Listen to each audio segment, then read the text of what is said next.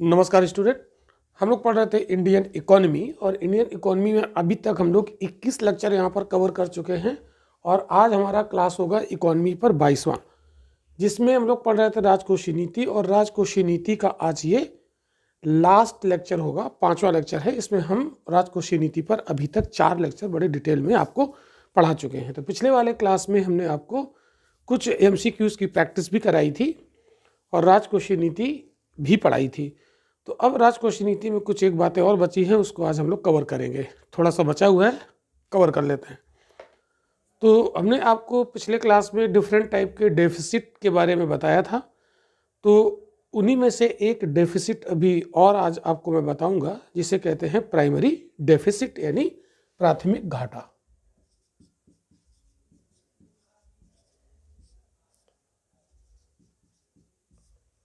प्राथमिक घाटा। अब ये प्राइमरी डेफिसिट क्या है और ये क्यों लाया गया? तो प्राइमरी डेफिसिट लाने की वजह है कहीं ना कहीं राजकोषीय घाटा, यानी फिस्कल डेफिसिट।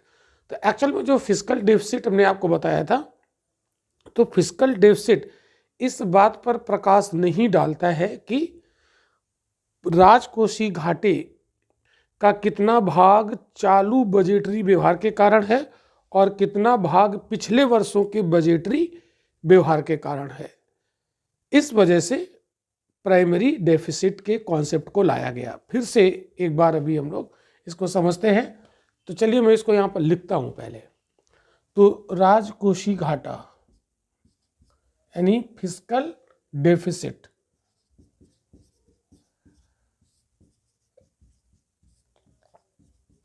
इस बात पर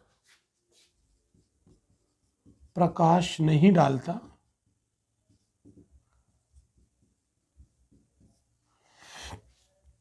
कि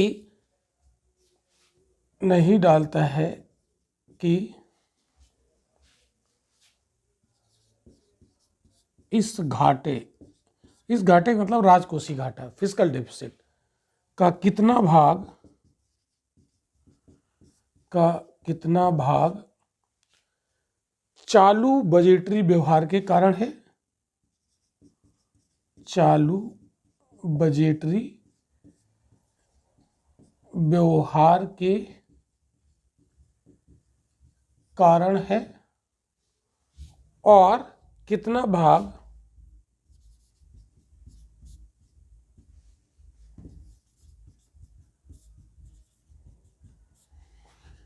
पिछले वर्षों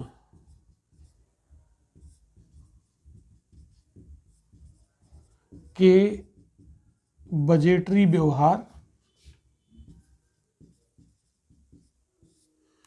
से संबंधित है या बजटरी व्यवहार के कारण है।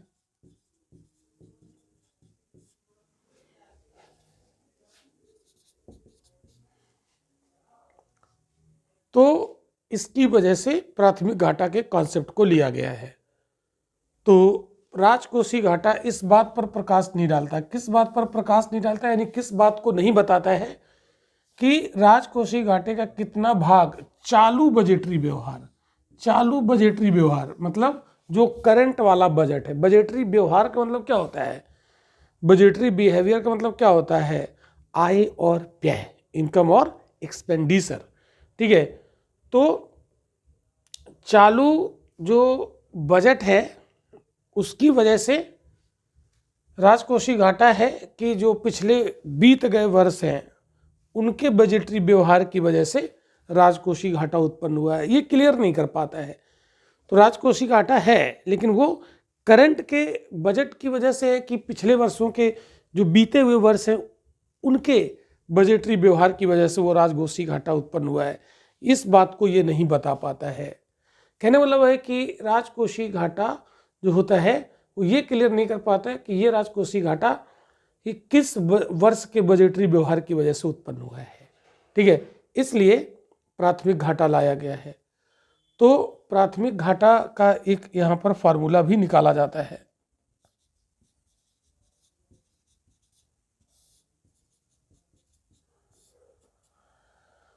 प्राथमिक घाटा बराबर होता है सकल राजकोषीय घाटा,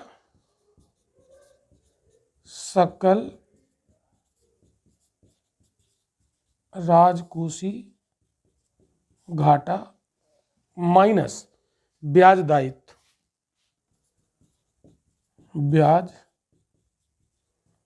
दायित्व जो इंटरेस्ट की लायबिलिटी है, और ग्रॉस फिस्कल डेफिसिट, यानी ग्रॉस फिस्कल डेफिसिट से अगर ब्याज दायित्व को घटा दिया जाए तो प्राइमरी डेफिसिट यहाँ पर निकल आता है।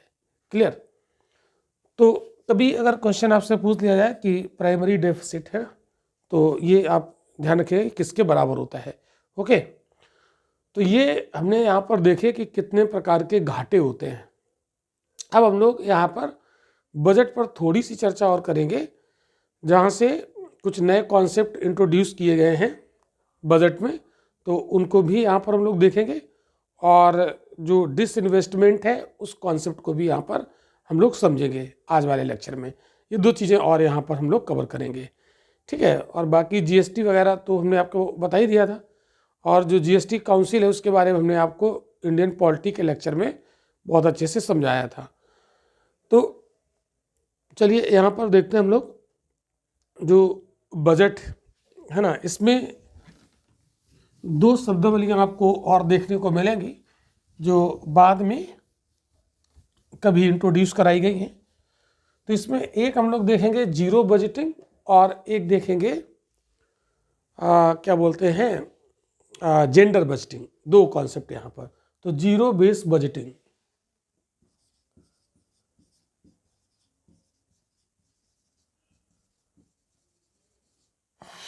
जीरो बेस बजटिंग,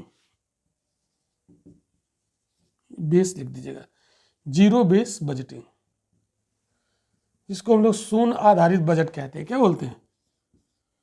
शून्य आधारित बजट।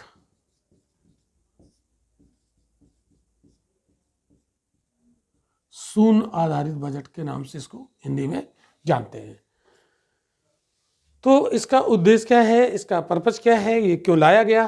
तो पहली बात तो आप ये जानो कि ये एक नई तकनीक है ना, ये नया है, अभी बाद में शुरू किया गया, शुरू से ये नहीं था। तो इसका पर्पस क्या है, इसके लाने का उद्देश्य क्या है? तो सार्वजनिक जो व्यय होते हैं ना, बजट में हमने कहा था आय और व्यय होते हैं, ठीक है। तो जो सार्वजनिक व्यय होते हैं, मतलब गवर्नमेंट, सार्वजनिक व्यय क्या होते हैं ये हम आपको बता चुके हैं ना, पब्लिक एक्सपेंडिचर। तो पब्लिक एक्सपेंडिचर जो होते हैं उसमें बहुत ज़्यादा मतलब अपव्यय हो जाता है, फिजूल खर्ची हो जाता है, जिसकी वजह से बजट घाटे का हो जाता है। यानी जो राजस्व व्यय है बहुत ज़्यादा हो जाता है, और जिसकी वजह से फिर प्रॉब्लम हो सकती है।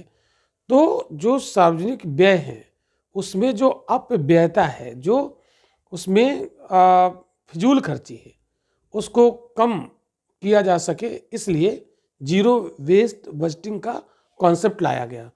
तो उद्देश्य क्या है? सार्वजनिक व्यय में जो सार्वजनिक व्यय होता है ना, व्यय एक तो है नहीं, बहुत सारे हैं, तो व्यय लिख दीजिए। सार्वजनिक व्ययों में अपव्ययता को कम करना, इस उद्देश्य से ये कॉन्सेप्ट लाया गया है। तो इसमें क्या होता है, इस प्रकार की बजटिंग में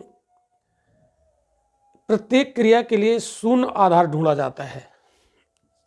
इस प्रकार की बजटिंग में,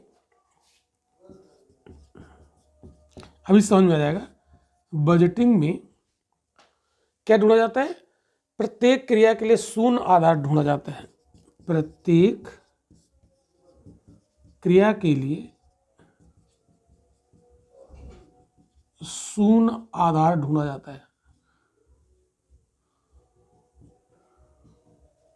एक तो ये बात है, पहली बात। इसमें एक चीज और, क्रिया करने के पहले प्रत्येक क्रिया का मूल्यांकन किया जाता है। क्रिया करने के पहले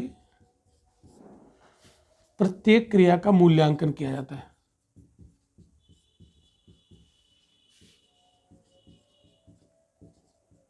मूल्यांकन किया जाता है। क्या मतलब? मतलब देखो यहाँ पर ये है, इसका मतलब ये है कि जैसे मान लो कि कोई काम के लिए पैसा दिया गया, जो पीछे दिया गया भूल जाओ उसको, और उसको नए सिरे से उसको जीरो मान लो। तो अब मान लो कोई भी सार्वजनिक व्यय है, उसमें मान लो 1000 करोड़ दिया गया, ऐसा मान लिया 1000 करोड़ दिया गया, तो जो पिछला उसमें काम हुआ तो सब भूल जाओ, बिल्कुल अब शुरुआत से करना है। और उस जो काम करना है ना, उस पर्टिकुलर क्षेत्र में, तो उसको करने के पहले उसका मूल्यांकन किया जाएगा कि इसमें कितना खर्च हो सकता है ना, इसका मूल्यांकन किया जाएगा, कितना पैसा खर्च हो सकता है, उतना पैसा अलॉट कर दिया जाएगा। और अब आप उस काम को करिए, यानी उसको जीरो मानकर, ठीक है, जीरो मानकर नए सिरे से उसको दिया जाएगा, उसका मूल्यांकन कर लिया जाएगा कि इसमें इतना खर्च होगा, और अब आप उसे करिए, ठीक है। तो इसी कहते हैं जीरो बेस्ड बजटिंग। तो इससे क्या होगा, जो सार्वजनिक व्यय है, जो अपव्ययता हो जाती थी, फिजूल खर्च हो जाता था, वो अब नहीं हो पाएगा, ठीक है। तो बिल्कुल शुरुआत से माना जाता है, जीरो से। इसका मान लिया जाता है कि इसके पहले क्या हुआ छोड़ दीजिए, अब जो हम करने जा रहे हैं उसके लिए मूल्यांकन करेंगे कि कितना खर्च होगा, उतना पैसा दे दिया जाएगा और उस पर आप काम करिए। तो यहाँ पर अपव्ययता, जो फिजूल खर्च होने की संभावनाएं होती हैं, वो कम हो जाती हैं। तो इसको कहते हैं जीरो बेस बजटिंग, यही है इसकी क्रियाविधि, ठीक है। तो इसके लिए ये कॉन्सेप्ट लाया गया था। तो ये हो गया जीरो बेस बजटिंग। अब हम लोग आते हैं जेंडर बजटिंग की बात कर लेते हैं। छोटे छोटे कॉन्सेप्ट हैं, ये हमें परेशान कर सकते हैं अगर नहीं पता है, और पता है तो बहुत आसानी से इसको कर लेंगे, कोई दिक्कत नहीं। तो अगला हम लोग देखेंगे जेंडर बजटिंग। नाम से ही पता चल रहा है,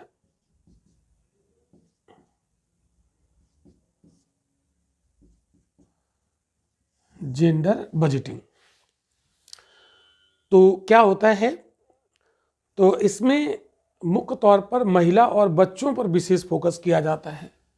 तो मुख्यतः महिलाओं और बच्चों पर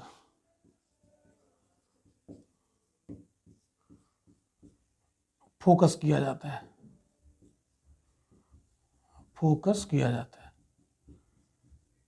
तो एक पर्टिकुलर जेंडर है, महिलाओं, है ना, और चूंकि बच्चे कमजोर होते हैं तो बच्चों पर भी इस पे फोकस किया जाता है। तो जेंडर बस्टिंग बेसिकली कहीं ना कहीं ये वीमेन एम्पावरमेंट को प्रमोट कर रहा है ना, महिला सशक्तिकरण को। तो भारत में जेंडर बस्टिंग का कॉन्सेप्ट लाया गया, वो जो कमजोर वर्ग है, स्पेशली महिला और बच्चे, उनको एम्पावरमेंट करने के लिए ये कॉन्सेप्ट लिया गया है। तो इसको कहते हैं जेंडर बस्टिंग। ऐसा बजट बने जिसके केंद्र बिंदु में महिलाएं और बच्चे हों, तो उसको कहते हैं जेंडर बजटिंग। ये शुरुआत से नहीं, भारत में ये 2005-06 में आया। उस समय पी चिदम्बरम महोदय जो वित्त मंत्री थे, उनके द्वारा ये इनिशिएटिव लिया गया था। तो ये कब से शुरू किया गया, 2005-06 का फाइनेंशियल ईयर था, 2005-06। तो 2005-06 में तत्कालीन वित्त मंत्री पी चिदम्बरम,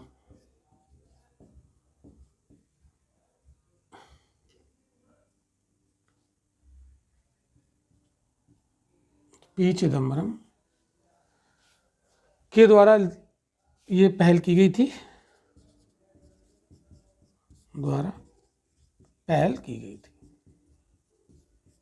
ओके। और इसके पहले ये भारत के पहले और किस देश में था, कहाँ से हम इससे प्रेरित हुए हैं? तो सबसे पहले ऑस्ट्रेलिया में इस पद्धति को अपनाया गया था। तो सर्वप्रथम ऑस्ट्रेलिया में इसे अपनाया गया था, यह आप याद रखिएगा, अपनाया गया था, ठीक है। तो इम्पोर्टेंट पॉइंट है 2005-06 में, ठीक है। आपसे पूछ लेगा जेंडर बजटिंग का कॉन्सेप्ट भारत में कब से लागू किया गया, 2005-06 से। वित्त मंत्री पी चिदम्बरम का इनिशिएटिव था। और क्या होता है, तो जिस बजट में मतलब महिला फोकस्ड है ना, वीमेन फोकस्ड, सेंट्रलाइज्ड और बच्चों है ना, बच्चों, तो वो हो जाएगा जेंडर बस्टिंग। और सबसे पहले ये जो प्रणाली थी जेंडर बस्टिंग की, वो ऑस्ट्रेलिया ने फॉलो की थी। क्लियर। अब इसी से राजकोषीय नीति से जुड़ा हुआ एक पॉइंट और है, ठीक है। तो इसमें एक आया FRBM एक्ट, FRBM एक्ट। और ये जो FRBM एक्ट था ये 2003 में लाया गया, 2003। तो देखिए FRBM एक्ट, इसमें कोई बहुत ज़्यादा आपको डिटेल में पढ़ने की ज़रूरत नहीं, ठीक है। जब हमारा बजट आता है तो उसमें ये चीज़ें बीच बीच में कहीं ना कहीं आ जाती हैं। तो ये क्यों लाया गया, FRBM एक्ट किससे रिलेटेड था, तो 2003 से ये लागू। तो पहली बात याद रखिए, कब से लागू हुआ, 2003 से लागू हुआ, 3 से लागू हुआ। क्या था इसमें, मतलब क्या क्या करने की क्या पर्पस था, तो राजकोषीय पारदर्शिता पर गठित अहलूवालिया कमेटी की अनुशंसाओं के आधार पर इसको FRBM एक्ट को लाया गया, है ना। तो किस कमेटी की रिकमेंडेशन पर, अहलूवालिया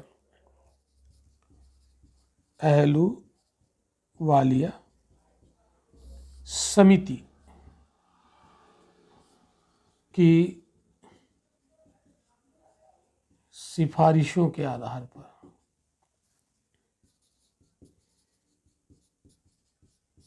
ये लाया गया। तो अहलूवालिया कमेटी क्यों गठित की गई, ये किस पर गठित की गई थी, राजकोषीय पारदर्शिता, राजकोषीय पारदर्शिता, ट्रांसपेरेंसी, फिस्कल ट्रांसपेरेंसी पर यह कमेटी बनाई गई थी। और इसी कमेटी ने रिकमेंड किया FRBM एक्ट के लिए, है ना। तो FRBM एक्ट 2003 से लागू हुआ, ये बात आप याद रखिएगा, ठीक। बाकी तो ये करंट से ही जुड़ता है, इसमें कोई खास ऐसा कुछ नहीं है, ठीक।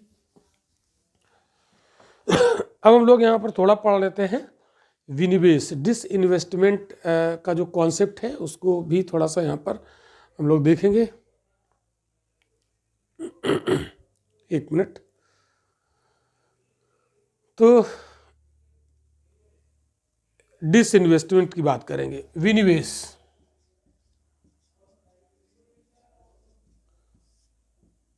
तो ऑब्वियस सी बात है, इसमें निवेश का उल्टा है, अपोजिट, डिस इन्वेस्टमेंट बोलते हैं इसको इंग्लिश में। तो डिसइन्वेस्टमेंट का मीनिंग क्या होता है, जैसे मान लो कोई सरकार की कंपनी है ना, जैसे मान लो कोई सरकार की ये कंपनी है और इसमें सरकार का 100% शेयर है। तो सरकार ने क्या किया, इसका 20% शेयर किसी को बेच दिया, 20% जो शेयर है वो क्या कर दिया, वो बेच दिया।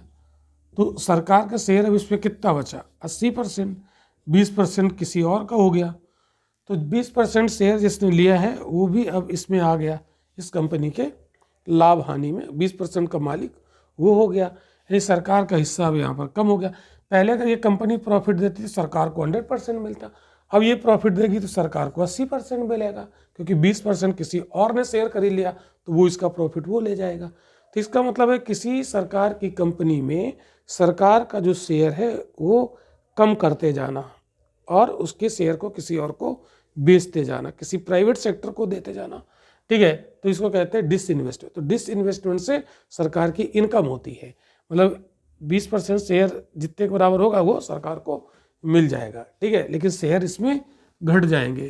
तो धीरे धीरे अगर आज 20% बेचा, कल 30% बेचा, ठीक है, फिर किसी दिन 100% था तो कभी 20% बेचा तो 80%, 20% सेल कर दिया, 20% क्या कर दिया, बेच दिया। फिर किसी दिन 20% फिर बेच दिया, तो जब फिर 20% बेच देंगे तो 40% निकल गया, 20% और बेच दिया तो इधर 60% बचा, ठीक है। तो ये बेच के 40% चला गया, फिर किसी दिन इन्होंने 20% बेच दिया तो 60 इधर हो गया, 40 इधर बचा। तो अब 50% से ज़्यादा जिसके पास हो जाएगा वो उसका ऑनर हो जाएगा। तो सरकार का तो 50% से कम हो गया, 40 बचा और 60 इन्होंने बेच दिया। तो जिसने 60% खरीदा वो अब मालिक हो जाएगा। तो उस कंपनी का मालिक कौन हो जाएगा? जिसने 60% शेयर ले लिए। मतलब अगर 50% प्लस शेयर जिसके पास होंगे कंपनी के, वही उसका मालिक हो जाएगा। यहाँ तो 60% बेच दिए सरकार ने। तो अगर प्राइवेट सेक्टर ने इसको खरीदा तो उस कंपनी का मालिक कौन हो जाएगा? अब प्राइवेट सेक्टर हो जाएगा। तो इसको क्या कहेंगे? प्राइवेटाइजेशन कहेंगे। और प्राइवेटाइजेशन को लेकर मुद्दा काफ़ी गर्म रहता ही है। इतनी बात समझ में आई? तो अगर हम विनिवेश करते जाएं किसी सरकारी कंपनी का, शेयर बेचते जाएं, एक दिन वो प्राइवेट हो जाएगी, है ना। जैसे आप सुनते हैं अभी कि रेलवे को सरकार प्राइवेट कर देगी, तो बहुत लोग इसका विरोध करते हैं, है ना। तो डिसइन्वेस्टमेंट क्यों किया गया? क्या ज़रूरत पड़ी? ठीक है। तो जब कभी देश की अर्थव्यवस्था गड़बड़ होने लगती है तो डिसइन्वेस्टमेंट का सहारा भी लिया जाता है। ठीक है। डिसइन्वेस्टमेंट से जो पैसा मिलता है उससे देश की अर्थव्यवस्था को दूसरे सेक्टर में लगाया जाता है, जो डूब रहे हैं उनको उबारा जाता है, बहुत सारी चीज़ें हैं। ठीक है। तो विनिवेश जो होता है, डिसइन्वेस्टमेंट, वो प्राइवेटाइजेशन प्रक्रिया का एक पार्ट होता है। ठीक है। तो डिसइन्वेस्टमेंट क्या होता है? निजीकरण, यानी विनिवेश, निजीकरण यानी प्राइवेटाइजेशन, निजीकरण प्रक्रिया का भाग होता है, तो this investment is a part of privatisation. ठीक है। तो विनिवेश तभी माना जाता है जब सरकार की धारिता में कमी हो जाती है, यानी सरकार का जो शेयर होल्डर है वो अगर कम हो रहा है और दूसरे को जिसको बेच रहे हैं उसका बढ़ रहा है, सरकार का घटता जाता है, तो इसको क्या बोलेंगे? डिस इन्वेस्टमेंट बोलेंगे। ठीक है। और इससे क्या होगा? सार्वजनिक उद्यम की संपत्ति में कमी हो जाए, है ना। इससे क्या हो जाएगी? सार्वजनिक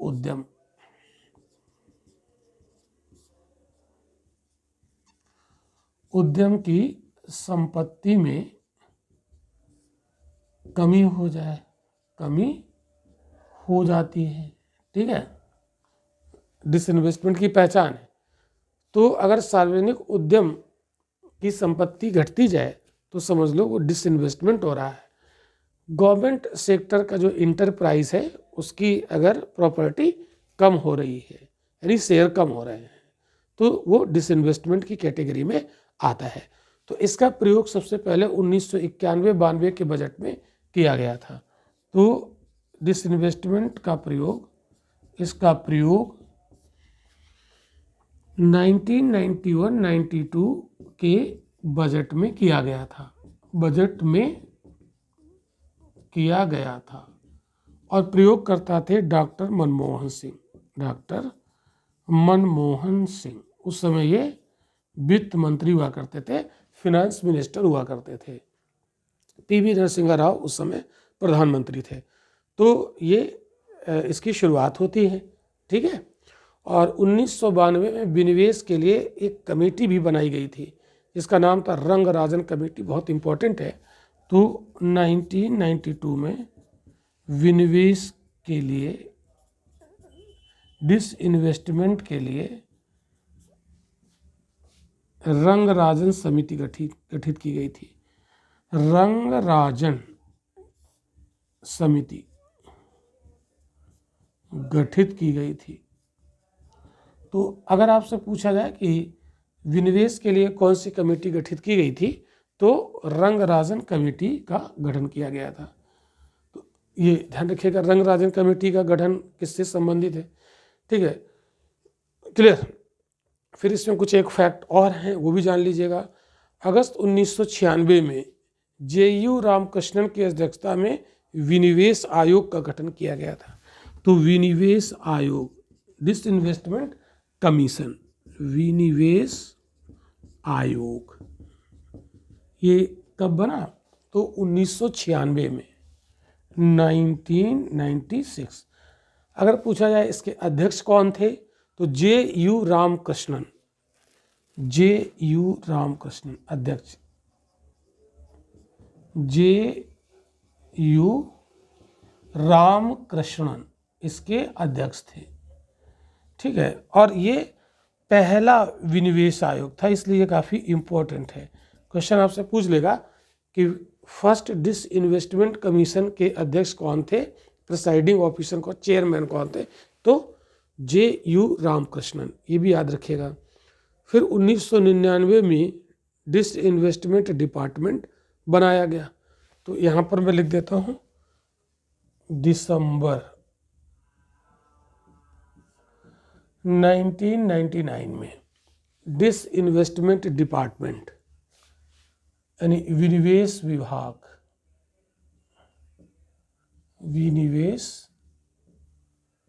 विभाग बनाया गया। डिपार्टमेंट ऑफ डिसइन्वेस्टमेंट इसको कहते हैं, विभाग बनाया गया। फिर इसके बाद 2011 में RS पाटिल की अध्यक्षता में द्वितीय विनिवेश आयोग गठित किया गया, वो उतना इम्पोर्टेंट नहीं है, ठीक है। नेक्स्ट और भी इसमें कुछ फैक्ट हैं। 2001 में विनिवेश मंत्रालय बनाया गया, हालांकि वो 2004 में ख़त्म कर दिया गया, अब तो ख़त्म ही हो गया, तो विनिवेश मंत्रालय अब नहीं है, लेकिन 2001 में एक मिनिस्ट्री ऑफ डिसइन्वेस्टमेंट भी बनाया गया था, जो 2004 में उसे ख़त्म कर दिया गया। तो 2004 में जो विनिवेश विभाग था इसको पुनर्गठित किया गया, रीऑर्गेनाइज किया गया। तो 2004 में विनिवेश विभाग, कैसे लिखेंगे, विनिवेश डिसइन्वेस्टमेंट है ना, विनिवेश विभाग का पुनर्गठन किया गया। ये चीज़ें आप ध्यान रखिएगा, थोड़े फैक्ट है लेकिन इम्पॉर्टेंट है। और आज की डेट में इसी डिपार्टमेंट के द्वारा डिसइन्वेस्टमेंट की प्रक्रिया को अंजाम दिया जाता है, ठीक है। तो इसी विभाग के द्वारा एक डिपार्टमेंट ऑफ डिसइन्वेस्टमेंट के द्वारा विनिवेश यानी डिसइन्वेस्टमेंट विनिवेश को संपादित किया जाता है, ठीक है। विनिवेश को संपादित किया जाता है। और अगर आपसे पूछा जाए कि डिसइन्वेस्टमेंट डिपार्टमेंट जो है या जो विनिवेश की पूरी प्रक्रिया है वो किस मंत्रालय के अंतर्गत आती, तो आज की डेट में मिनिस्ट्री ऑफ फाइनेंस है ना, वित्त मंत्रालय के अंतर्गत आता है। तो ये जो किया जाता है डिसइन्वेस्टमेंट, तो ये जो विनिवेश विभाग है, तो विनिवेश विभाग किसके अंतर्गत आता है, अगर आपसे ये पूछ लिया जाए तो ये वित्त मंत्रालय के अंडर में आता है। वित्त मंत्रालय, मिनिस्ट्री ऑफ फाइनेंस के अंतर्गत आता है, क्लियर। अब ये मत लगा दीजिएगा कि विनिवेश मंत्रालय के अंतर्गत आता है, विनिवेश मंत्रालय तो खत्म कर दिया गया, ठीक है। तो विनिवेश विभाग किस मिनिस्ट्री के अंडर में है, तो मिनिस्ट्री ऑफ फाइनेंस के अंडर में होता है, क्लियर। अब 2016-17 यहाँ कुछ फैक्ट यहाँ पर और बता देते हैं, थोड़े से फैक्ट हैं लेकिन इम्पॉर्टेंट हैं, ये आपको याद रखना है। 2016-17 में घोषणा की गई कि विनिवेश विभाग का नाम बदला जाए, ठीक है।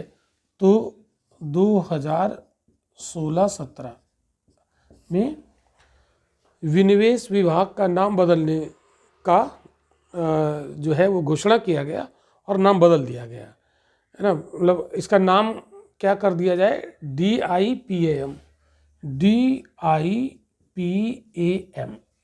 ये नाम किया जाए।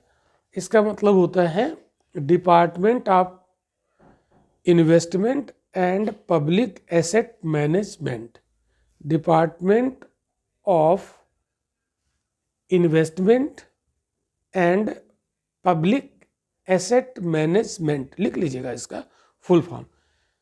इसका कार्य क्या होगा, वित्तीय पुनर्गठन तथा पूंजी बाजार द्वारा निवेश आकृष्ट करने में सलाह देना, ये इसका काम होगा। फिर से सुन लो, इसका कार्य क्या होगा, वित्तीय पुनर्गठन, फाइनेंशियल रीऑर्गेनाइजेशन और पूंजी बाजार यानी कैपिटल मार्केट द्वारा निवेश आकृष्ट करने में सलाह देना।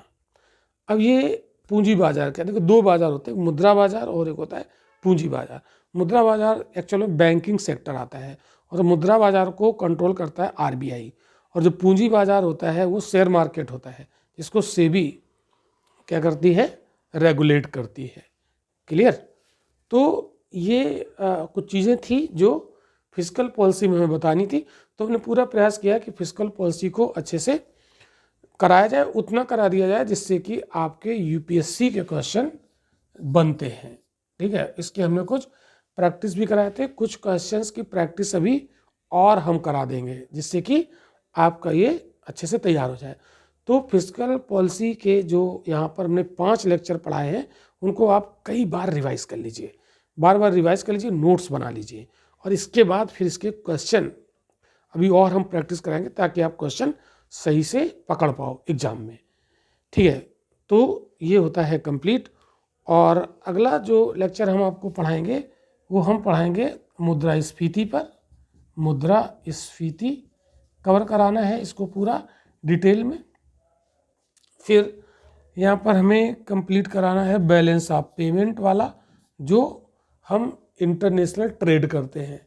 ठीक है, तो बैलेंस ऑफ पेमेंट और इसी में कैपिटल अकाउंट है ना, करंट अकाउंट, वो समझाना है ये वाला। ठीक है, इसको समझेंगे।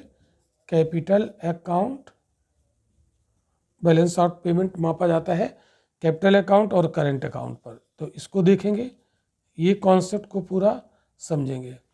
फिर हमारा एक चैप्टर यहाँ पर होगा गरीबी बेरोजगारी, ये चैप्टर पढ़ना है। ठीक है, और फिर इसके बाद एक थोड़ा सा प्लानिंग के बारे में बताएंगे, नियोजन पर एक लेक्चर, 1-2 लेक्चर जो भी होंगे वो ले लेंगे। और फिर हमारा बच जाता है थोड़ा सा जैसे अर्थव्यवस्था के सेक्टर है ना, अर्थव्यवस्था के जो सेक्टर होते हैं ना कि प्राइमरी सेक्टर, सेकेंडरी, टर्सरी, तो इस पर तो ऐसे कुछ ये टॉपिक बचे हुए हैं। तो अर्थव्यवस्था में कोई बहुत ज़्यादा पढ़ना नहीं होता है। अर्थव्यवस्था की वो चीज़ें जो एक कॉमन सी चीज़ें जो होती हैं, जो हम जैसे बैंकिंग के बारे में थोड़ा बहुत जाने, बजट क्या होता है उसके बारे में जाने, फिस्कल पॉलिसी क्या होता है, ठीक है, मॉनिटरी पॉलिसी क्या होता है, हम पढ़ चुके हैं ये सारी चीज़ें। इसके मतलब ऊपर ऊपर की चीज़ें हम जाने, समझे कि हाँ ये होता कैसे है, क्या इसके अंदर होता है। ठीक है, क्योंकि क्वेश्चन उतने से ही बनता है, आपको इकोनॉमिस्ट बनने की ज़रूरत यहाँ पर नहीं है। ओके, तो आज के लेक्चर में इतना ही, मिलते हैं अगले लेक्चर में। Thank you.